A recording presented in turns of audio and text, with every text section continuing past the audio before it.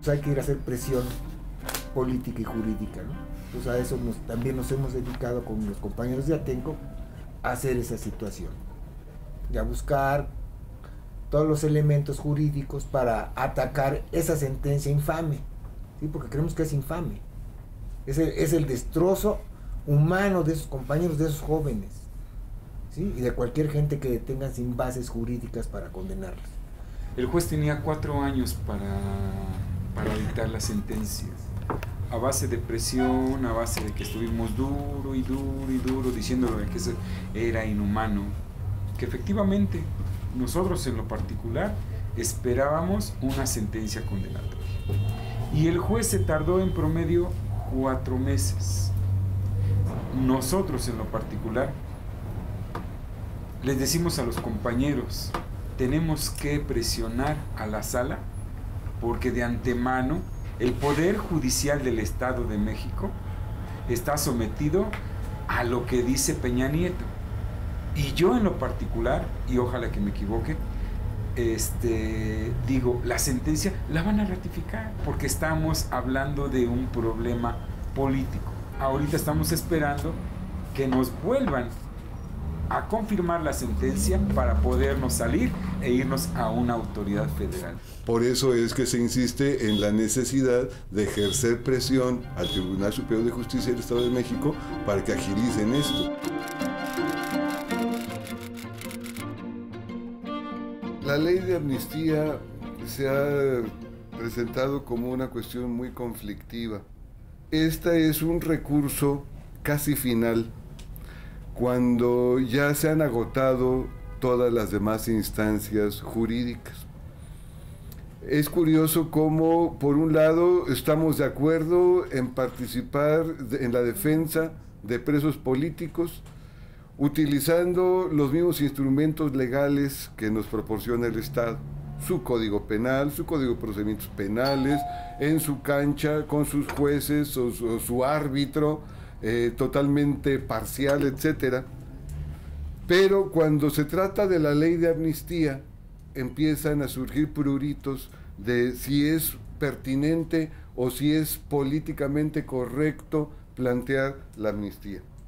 Y en torno de esto se ha creado una serie de mentiras, algunas veces malintencionadas, otras veces simplemente por ignorancia. Pero, por ejemplo, una de las cuestiones más graves que yo vislumbro es la confusión entre la idea de la amnistía y la idea del indulto.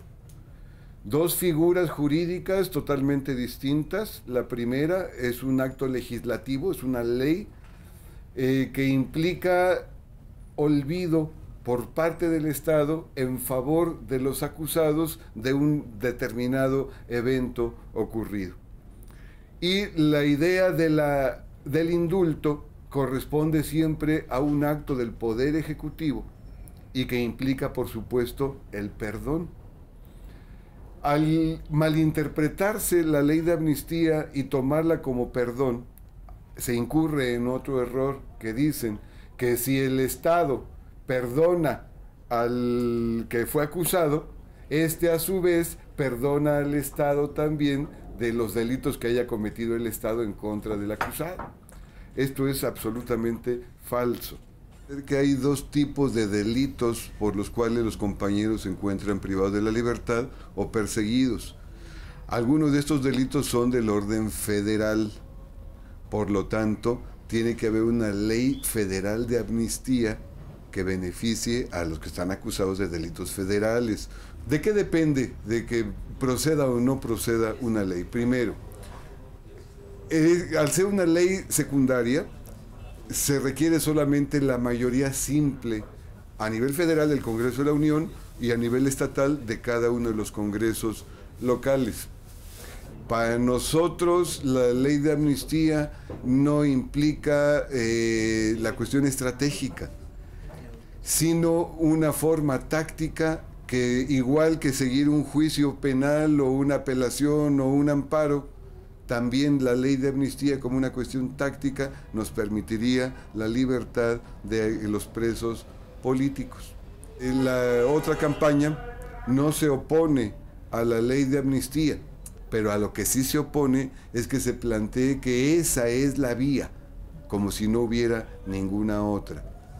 Para que tuviera viabilidad esta ley de amnistía en el Estado de México, en el acto de presentación que se haría en virtud de una facultad que sí establece la Constitución Política del Estado de México, que es la iniciativa popular.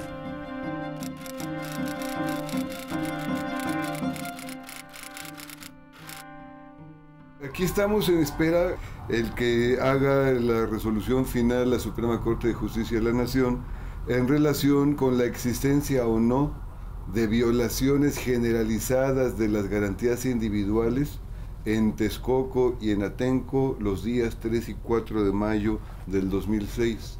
Cuando hay una violación de las garantías individuales, en este caso de la libertad de tránsito, de la libertad personal de los detenidos, cuando ha habido lesiones tan graves que llegan inclusive a la tortura, y no es eufemismo, consideramos que hay suficientes elementos para que la Corte resuelva que hubo una violación generalizada de las garantías individuales. Y no obstante que la propia Suprema Corte ya estableció un predictamen en donde dijo que al sí haber encontrado violaciones de las garantías individuales, es que ordenaba la formación de una comisión investigadora para ese efecto. La autolimitación podemos resumirla en el hecho de que no van a dictar una sentencia, no van a dictar una resolución, no van a establecer si hay responsabilidades penales por parte del presidente de la República o del gobernador del Estado de México o el comisionado de la Policía Federal Preventiva, sino simplemente se van a limitar a hacer una declaración política. Esto es sumamente grave y esto es lo que permite que este manto de impunidad del que hablaba el licenciado Suárez Treviño siga creciendo, siga tejiéndose en favor de toda esta gente. Tenían miles y miles de fotografías, cientos de videos, tenían más de 100,000 fojas, decía él, de la investigación, y todavía es tiempo de que no han sido capaces de sistematizar esa información para dar un resultado a la sociedad.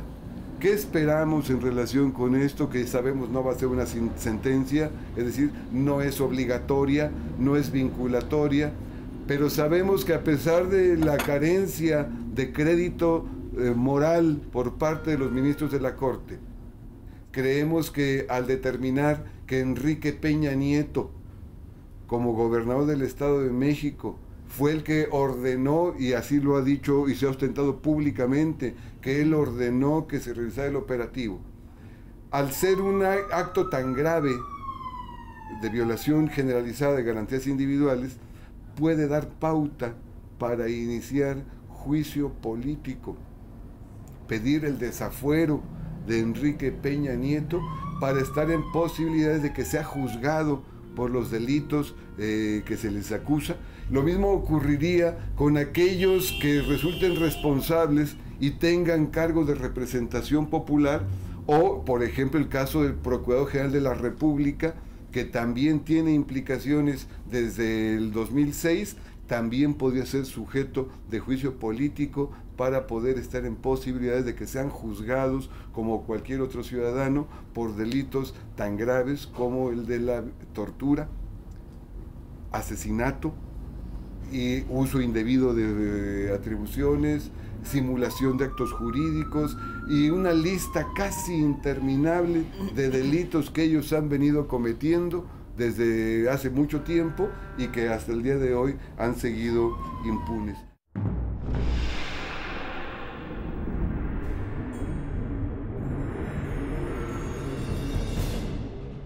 México está viviendo momentos críticos y en el centro del debate se halla una cuestión central: la inexistencia en nuestro país de un verdadero y real Estado de Derecho.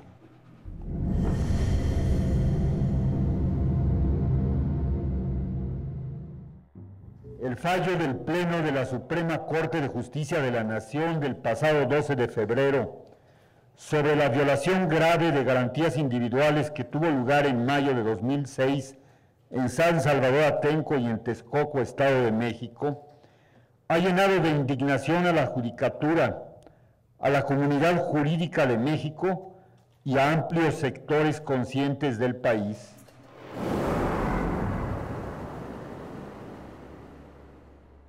En los últimos meses, la Corte ha emitido fallos que, hay que decirlo abiertamente, han avergonzado a la nación, pues es evidente que la mayoría de estos ministros actúan por consigna, recibiendo órdenes de la Secretaría de Gobernación.